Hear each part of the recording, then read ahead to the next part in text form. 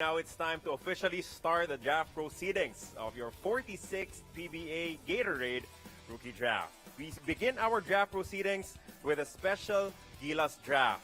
Now, we'll do it like what we did last season with 4 players choosing to be a part of the Gilas Pilipinas training pool. And it will be selected amongst the top 4 teams in our draft order this year, with Terra Firma, Northport, and Lex and TNT making the picks. We're ready to start our special Gilas draft, starting with Terra Firma G. Terra Firma G picks Jordan Headings.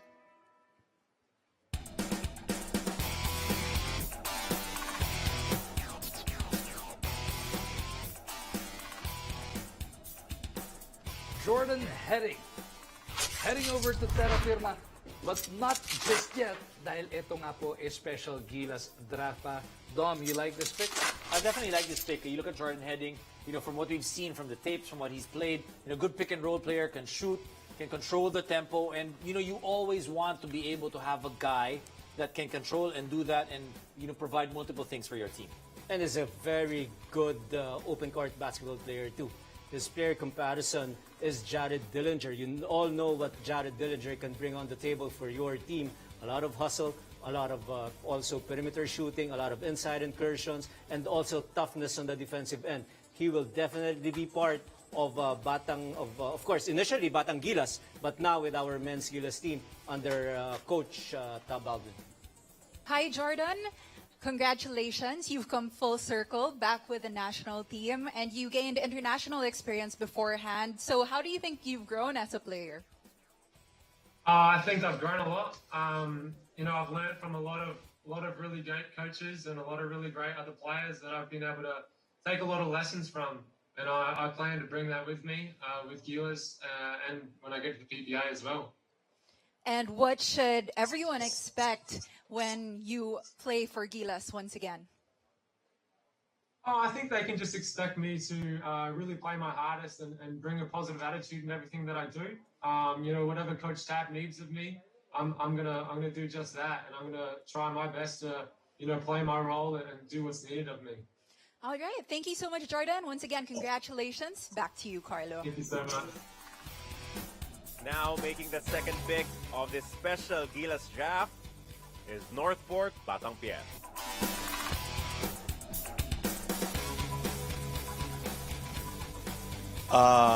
Northport picks William Navarro.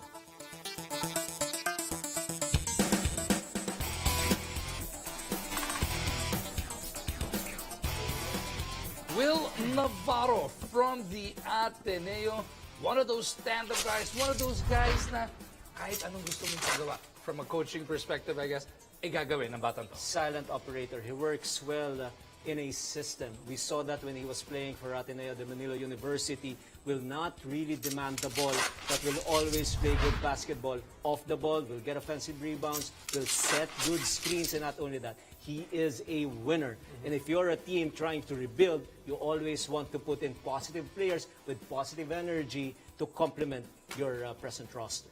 Well, you look at him also, you look at the size that Will Navarro brings. You look at the guy that has a winning attitude. Like you said, Coach Ryan, that's very important. You have a team that's trying to look for those winning combinations, those winning ways, that winning culture in daily practices. This is a guy that you want to add to your team.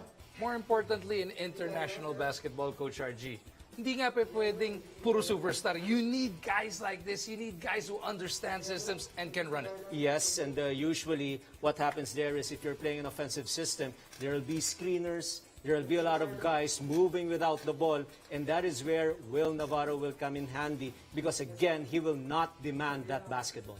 So yan nga po, no? Will Navarro will be joining Gilas Pilipinas, of course, pero his rights are now with the Northport Batang Pier. Pagka sumampa na to ng PBA kalaunan, si Coach Pido sigurado matutuwa. Oh, definitely. And Coach Pido is a guy that will be able to bring out, this guy's game because he also looks at the players and his motivation. He's very good. He's a player's coach. If you look at Puso Pride Palaban.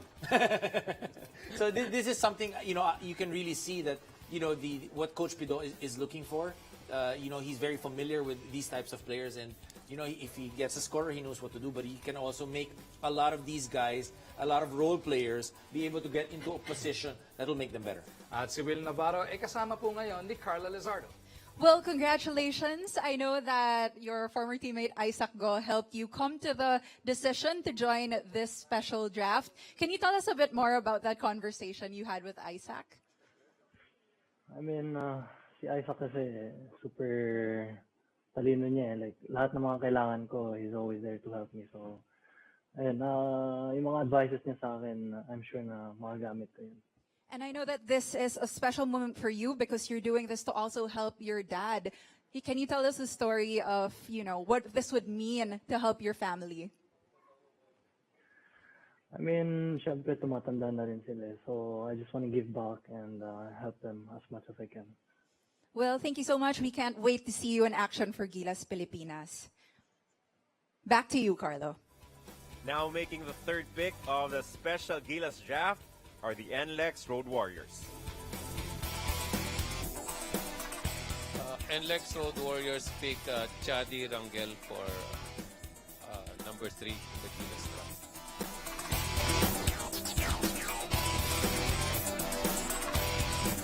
Shadi Rangel. Of course, first heading over to Gilas Pilipinas, but his rights will now be with the NLEX Road Warriors and Coach Yen Giao. And, you know, you look at the NLEX Road Warriors, obviously they want to shore up. They want to be able to get a big man, and this guy is big. You know, he's obviously a guy that's a serviceable big man, even if he comes in today. And you know, you understand that Coach Yen Giao, you know, he likes these types of guys that can play inside, outside. And one thing that Coach Yang is really good at is a guy is young and promising. He'll be able to bring out that talent, be able to give him opportunities. End of the day, if you play for Coach Yang, if you're not able to reach your potential, it's not his fault. And another thing that is very important is someone who can match up against the taller players in the league. Say a Junmar Fajardo, at least 6 fouls you can give easily. A Greg Slaughter, a vastly improved Greg Slaughter, or even a Christian Stan Hardinger. And that is why Rangel will be part of the rotation of Coach Rangel eventually. But so far, he will be needed for Gilas Pilipinas because of his length, his height, and his shooting touch from the outside. 3 down, 1 last special Gilas draft pick to go, and Carlo is ready on the floor.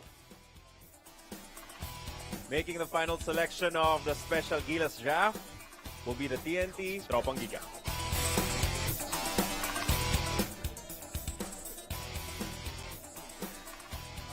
TNT Katropa picks JD Tonka. From the UP Fighting Maroons, JD Tonka has been selected by the TNT Katropa. Pero syempre sa inyo muna makakasama sa Gilas Pilipinas. This is going to be the sleeper of this 4 players because from my understanding is we got JD Tonka because of his ability to bring the ball down. Remember, he is 6'2", 6'3", meaning if you're a point guard in international competitions, you will have an advantage guarding taller opponents, and not only that, also has a lot of advantage because of his reach, also because of his ability to put the ball down and blow by his defenders. This guy will be an important player for Gilas Pilipinas. Oh, you look at JD Tonka, like Coach Ryan said, obviously internationally he will be somebody that you can use. Can you imagine more so in the PBA? This guy basically can put the ball on the floor, can shoot a 3-point shot, and because he's tall and can play multiple positions, you know, that's something that really in the game of basketball right now, if you can play multiple positions, that is a distinct advantage because now coaches can do different combinations. It doesn't matter which part of the game. And JD is ready with Miss Carla. JD, congratulations. This is a very unique situation. How does it feel to celebrate this big moment in your life with your loved ones around you? Sobrang saya kasi naabot ko na yung dream ko. Ito yung pinaka-dream ko yung mag-PBA, makadala sa PBA.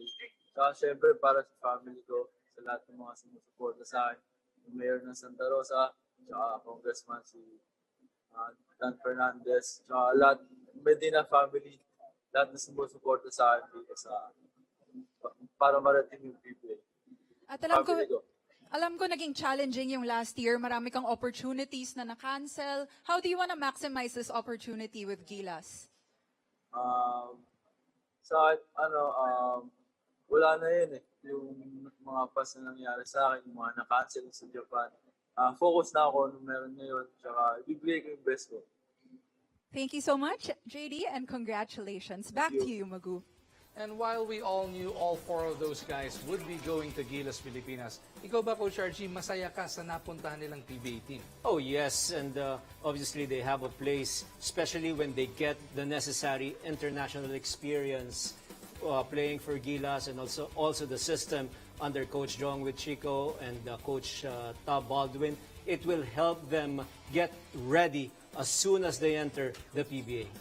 I think it's definitely an advantage for both the PBA team and Gilas, to be able to let these guys play and already be able to get, whenever you play international basketball, it raises your level right away. Not just because of the practices, but the games and just coming into a situation that you're not familiar. I think, end of the day, it's win-win for everybody. So the the special Gilas draft is done. Pero po, on the other side of this break, mag-uumpisa na formally ang 46th PBA draft presented by Gatorade, the official sports drink of the PBA.